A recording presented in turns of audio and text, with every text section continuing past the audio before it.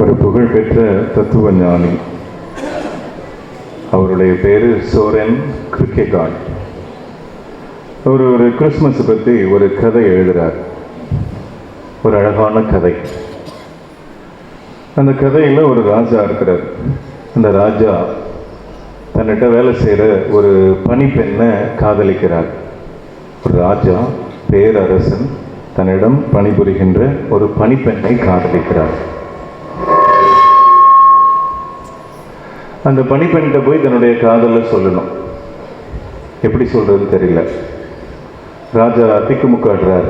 தன்னுடைய பணிப்பெண்கிட்ட போய் எப்படி காதலை சொல்றதில் தெரியாம திக்குமுக்காடுறார். அமைச்சர்கள்லாம் கூப்பிட்டு என்னுடைய காதலை நான் என்னுடைய பணிப்பெண்ணிடம் சொல்ல வேண்டும், என்ன செய்யலாம் என்பதற்கு நிறைய பேர் நிறைய ஐடியா கொடுக்குறாங்க.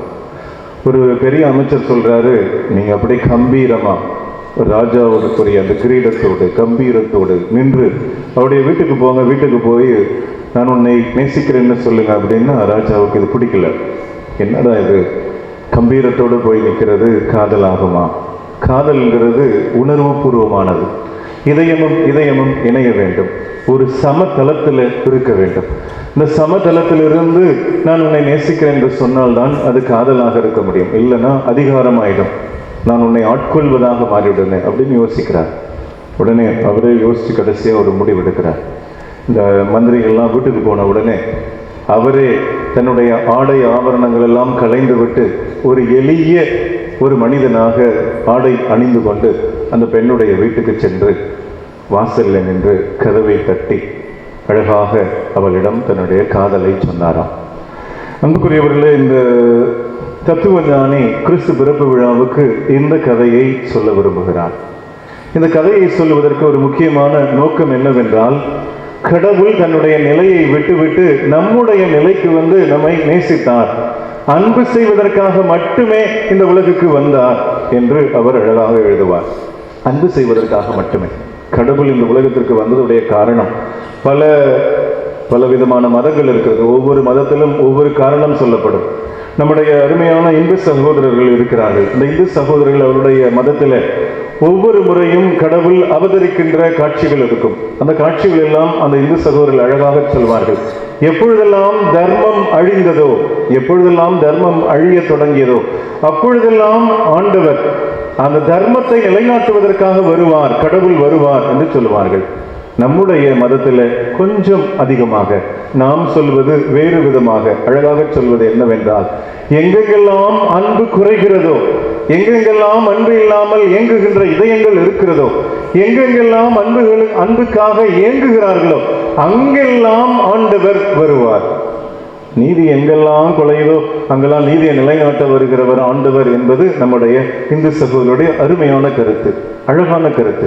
ஆனால் நம்முடைய கருத்து என்னவென்றால், எங்கெங்கெல்லாம் அன்பு குறைகிறதோ, என்னுடைய மனசுல இப்ப அன்பு இல்லை, குறைஞ்சு போச்சு, தடுமாறுறேன், என் அன்பு செய்யறதுக்கு யாருமே இல்லை, என்னுடைய வாழ்க்கையில் இப்படி அன்பு இல்லாத ஒரு சூழ்நிலை இருக்கிறேன் அப்படின்னு யார் யாரெல்லாம் இயங்குகிறார்களோ அவர்களுடைய உள்ளத்திற்கு இல்லை, ஆண்டவர் அன்பு செய்வதற்காகவே வருகிறார். யோவான் நற்செய்தி 3ஆம் அதிகாரம் 16ஆம் வசனத்தில் அழகாக கூறுவார், கடவுள் தம் உலகின் மீது அன்பு கூர்ந்ததன் ஒரே காரணத்திற்காக தன்னுடைய மகனையே இந்த உலகிற்கு அனுப்பினார். இந்த மனுஷனை ஒவ்வொருத்தவனையும் நேசிக்கணும், நான் நேசிக்கணும், அன்பு செய்யணும். அன்பு குறைவாக இருக்கின்ற மனிதனுக்குள்ளாம் அன்பை நான் புகுத்தணும், அன்பால் நிரப்பணும். அதற்காக நான் என்ன செய்ய போகிறேன்னா, என்னுடைய மகனை நான் அனுப்ப போகிறேன். அன்புக்குரியவர்களே, இந்த கிறிஸ்து பிறப்பு விழா என்பது முழுக்க ஒரு அன்பின் திருவிழா.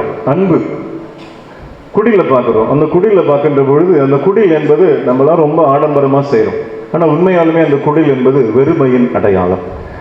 இந்த உலக போக்கு எதுவுமே இல்லாத ஒரு அடையாளம், உலகத்துடைய செல்வங்கள் இழந்த ஒரு அடையாளம். உலக செல்வங்களே அங்கு கிடையாது. உலக செல்வங்கள் கிடையாது, உலகத்துடைய புகழ் கிடையாது, உலகத்துடைய மதிப்பு கிடையாது. நற்செய்தி வாசகம் தொடங்குகின்ற போது இப்படி தொடங்குகிறது, அகஸ்து சீசர் அப்படின்னு சொல்லிட்டு கடைசியா ஒரு குடிலை காமிக்கிறாங்க. அரண்மனை என்று தொடங்கிய நற்செய்தி வாசகம் குடிலை காண்பிக்கிறது. அன்புக்கிறவர்களே, குடில் என்று சொல்லுகின்ற பொழுது அங்கு செல்வம் கிடையாது, புகழ் கிடையாது, மரியாதை கிடையாது, எதுவுமே கிடையாது. ஆனால் அன்பு என்ற ஒன்று மட்டும் அங்கு ஆணித்தரமாக குடிகொண்டிருக்கிறது. எல்லாம் இல்லை, ஆனா அன்பு இருக்கிறது.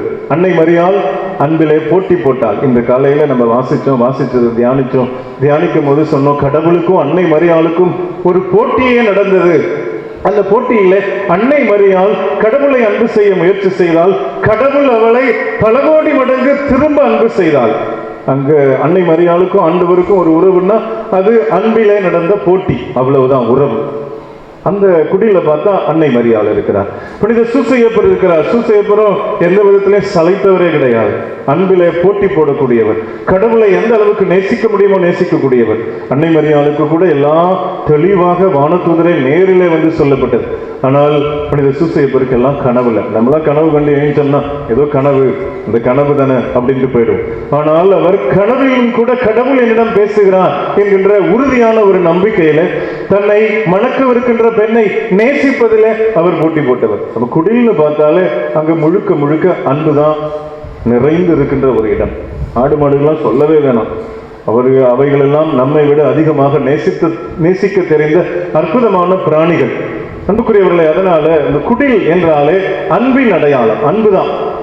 அந்த அன்பு அங்கு இருக்கிறது, வேற எதுவுமே கிடையாது. அங்கு செல்வம் கிடையாது, புகழ் கிடையாது, பதவி கிடையாது, பட்டம் கிடையாது, ஆனால் அன்பு இருக்கிறது. நம்ம குடில வீட்டில் அமைக்கிறோம் அப்படின்னா ஒரே ஒரு முக்கியமான காரணம், அன்பு இந்த வீட்டுக்குள்ளே நான் அமைக்கிறேன். இந்த ஆண்டு சிதைந்து போயிடுச்சு பலவிதமான காரணங்களால். ஒருவருக்கு ஒருவர் புரியாமல், ஒருவருக்கு ஒருவர் அந்த புரிதல் இல்லாமல், ஒருவரை ஒருவர் ஏசி பேசி, ஒருவரை ஒருவர் கசந்து மோந்து அந்த அன்பை நாங்கள் சிதைத்து விட்டதால் மீண்டுமாக இந்த குடிலை அமைக்கிறோம். ஆண்டவரே, அன்பை அமைக்கிறோம். இந்த அன்பை நீர் நிறைவாக ஆசீர்வதித்து இந்த அன்பின் அடையாளமாக வந்து எங்களுடைய குடும்பத்தை மீண்டுமாக அன்பினால் புதுப்பிக்க வேண்டும் என்பதற்காக ஒவ்வொரு வீட்டிலும் குடில் அமைக்கப்படுகிறது. அன்புக்குரியவர்கள், அந்த அன்பு, அந்த குடில் என்றால் அன்பின் அடையாளம். அங்கே வேற எதுவுமே கிடையாது, அன்பு மட்டுமே இருக்கிறது. இந்த அன்பின் அடையாளத்துக்குள்ளே ஒவ்வொருவரும் ஈர்க்கப்படுவார்கள். அதுதான் இந்த கிறிஸ்து பிறப்பு விழாவில் ஒரு தலை சிறந்த ஒன்று. அன்பின் அந்த அன்புக்குள்ளே ஒவ்வொருவரும் ஈர்க்கப்படுவார்கள். இன்னைக்கெல்லாம் நைட்டு நம்ம எழுந்து வந்திருக்கிறோம்னா நம்ம எதையோ வேடிக்கை பார்க்கணும்னு வந்திருக்கோம்னு நினைச்சிட்டு இருப்போம். கிடையாது, நமக்குள்ளே ஒரு ஆவல் இருக்கிறது, ஒரு தேடல் இருக்கிறது, அன்பின் தேடல். இங்கே வரணும், நமக்கு ஒரு சந்தோஷம் வேணும்னு வந்திருக்கிறோம். அன்பினுடைய ஒரு வெளிப்பாடு தான் மகிழ்ச்சி. அன்புக்குரியவர்களே, அந்த அன்பை தேடி வந்திருக்கிறோம். அது மகிழ்ச்சியின் வடிவத்திலே நாம் தேடி வந்திருக்கிறோம். புதிய ஆடை அணிந்திருக்கிறோம். ஒரு புதிய ஒரு மகிழ்ச்சியோடு தெம்போடு நாம் இங்கு வந்து ஒருவரோடு ஒருவர் கலந்து பேசி அந்த ஜொலிக்கிற அந்த லைட்டு அதெல்லாம் பார்க்கும்போது ஒரு விதமான மகிழ்ச்சி, உள்ளத்துக்குள்ள ஒரு மகிழ்ச்சி பொங்கும். இசைக்கருவிகள் இசைக்கப்படுகின்றன. இந்த தபேலா அப்படிலாம் வாசிக்கின்ற போது தோல் கருவிகள் வாசிக்கப்பட்டாலே ஒரு மனிதனுடைய உற்சாகத்தை தூண்டுகின்ற ஒரு அற்புதமான செயலை அது செய்யும். அந்த தோற்கருவிகளுக்கு அவ்வளவு ஆற்றல் இருக்கிறது. அந்த தோல் கருவிகளை இசைத்தாலே போதும், உள்ளத்திலே ஒரு விதமான உணர்ச்சிகள் தோன்றி நம்முடைய உள்ளத்தின் சந்தோஷத்தை அதிகப்படுத்தும். இந்த நேரத்தில் வந்திருக்கிறோம்னா நம்ம சந்தோஷத்தை அதிகப்படுத்தணும்னு வந்திருக்கிறோம். சந்தோஷம் எங்க அதிகமாகும் அப்படின்னா அன்பு இருக்கிற இடத்துல அதிகமாகும். அன்புக்குரியவர்களே, அதைத்தான் நற்செய்தி வாசகத்தில் வாசித்தோம். இடையர்கள் அந்த இடத்துல அவர்கள் காவல் காத்து கொண்டிருந்தார்கள். இடையர்கள் என்று சொன்னால் ஒரு விஷயத்தை ஞாபகம் வைத்துக் கொள்ள வேண்டும். அவர்கள் ஊரிலிருந்து ஒதுக்கப்பட்டவர்கள் என்பதை மறந்துவிடக்கூடாது. சமுதாயத்தால் ஒதுக்கப்பட்டவர்கள், திருடர்கள் என்று முத்திரை கொத்தப்பட்டவர்கள். அவர்களுடைய வாழ்க்கை முழுக்க அந்த ஆடுகளை தேடுவதும் திருடுவதுமாகவே அவருடைய வாழ்க்கை அமைந்துவிடும். ஒரு பட்டம் கொடுத்துருவாங்க, அந்த பட்டத்திற்கு ஏற்றால் போல அவர்கள் வாழ வேண்டிய ஒரு சூழ்நிலை எல்லாம் குடும்பத்தில் நடக்கிறது தான். ஒவ்வொருவரும் குடும்பத்தில் ஒவ்வொரு பட்டத்தை சுமந்து இருக்கிறோம். அவளா மோசமானவர், அவளா கோபக்காரி, அவளா நல்லா பேசக்கூடியவர் அப்படின்னு சொல்லிட்டு ஒவ்வொருவருக்கும் ஒரு பட்டத்தை இந்த சமுதாயம் கொடுக்கும். அந்த பட்டத்தை சுமக்க வேண்டியவர்களாக இருக்கிறோம். நம்ம இப்படித்தான் அப்படின்னு ஒரு அடையாளம் காட்டி வச்சிருப்பாங்க. அந்த அடையாளத்தின்படி நடிக்க வேண்டியவர்களாக நாம் மாறிவிடுவோம். அன்புக்குரியவர்களே, நாய் வேஷம் போடுவோம், கடைசியா நாயாவே மாற வேண்டிய ஒரு மோசமான ஒரு சூழ்நிலை நம்முடைய வாழ்க்கையில ஏற்படும். அப்படிப்பட்ட ஒரு மோசமான சூழ்நிலை இருந்தவர்கள் தான் இந்த இடையர்கள். அன்புக்குரியவர்களே, அங்குதான், அதாவது நேசிக்கப்படாமல் இருக்கின்ற அந்த மனிதர்கள் இருந்த இடத்திலே தான் அந்த வானதூதர்கள் தோன்றுகிறார்கள். விண்ணகத்திலே மகிமை மாட்சி, மன்னகத்திலே இதை நம்புவவர்களுக்கு அமைதி மகிழ்ச்சி. அன்புக்குரியவர்கள், அந்த செய்தி தரப்படுகிறது. அவர்கள் விரைந்து வருகிறார்கள். அவர்கள் கொடுக்கப்பட்ட அடையாளம் ஒரு பெரிய அடையாளம் கிடையாது. நீங்கள் குழந்தையை காண்பீர்கள். நீங்க போற இடத்துல ஒரு குழந்தைய பார்ப்பீங்க. குழந்தை துணியால் சுத்தி வைக்கப்பட்டிருக்கிறோமா? இது ஒரு பெரிய அடையாளமா? ஒரு குழந்தை பிறந்திருக்கிறது என்றால் அந்த குழந்தை துணியில தான் சுத்தி வச்சிருப்பாங்க. குழந்தைக்கு குளிராம இருக்கிறதுக்கு, எதுவும் அண்டாம இருக்கிறதுக்காக ஒரு துணியை கண்டிப்பா எல்லா குழந்தை பிறக்கின்ற பொழுதும் அதை வைத்திருப்பார்கள். இவர்களுக்கு கொடுக்கப்பட்ட செய்தி அது அன்பின் செய்தி. அதனால ஏதோ சும்மா ஒரு செய்தி சொல்லப்பட்டதா மனிதன் நம்ப மாட்டான். அதனுடைய அன்பின் ஆழம் இருந்தால் அந்த மனிதன் நம்புவான். அழுத்தமான அன்பு இருக்கிறது. கடவுளுடைய அன்பு விண்ணிலிருந்து வானதூதர்கள் வழியாக வந்து இறங்குகிறது. அது முழுக்க முழுக்க அன்பாக இருப்பதால் அவனுக்கு அடையாளம்லாம், வானதூதர் சொல்ற அடையாளத்துல அவன் யோசிச்சு கூட பார்க்கலாம். என்னடா இது, குழந்தை இருக்குமா, குழந்தைய சுத்தி இருக்குமா, துணியால சுத்தி இருக்குமா அப்படிங்கிற கேள்விகள் கூட வரவில்லை அவனுக்கு. கேள்விகள் கேட்கின்ற பொழுது மூளை வேலை செய்யும். ஆனா இங்க அன்பு வேலை செய்யும், இதயம் வேலை செய்கிறது.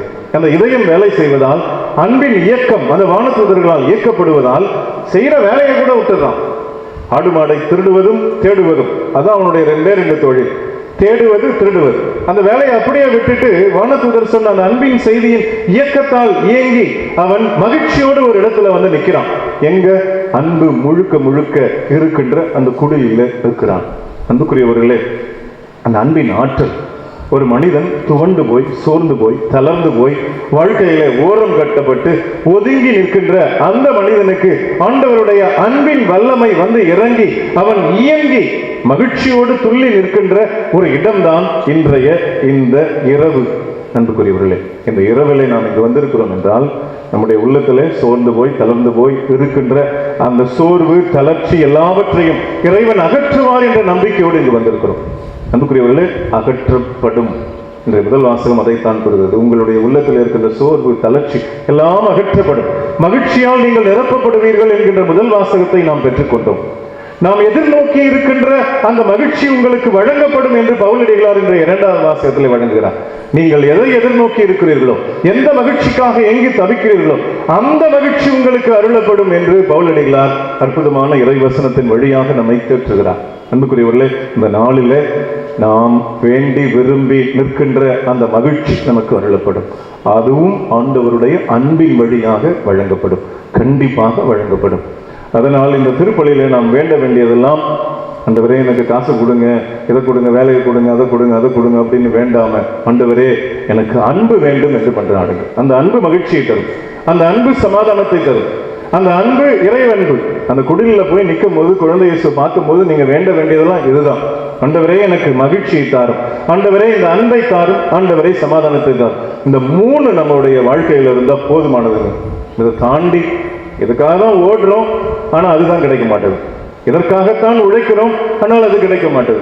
அன்பு, மகிழ்ச்சி, சமாதானம், இந்த மூன்றும் கிறிஸ்து பிறப்பு விழாவுடைய அற்புதமான கொடைகள்.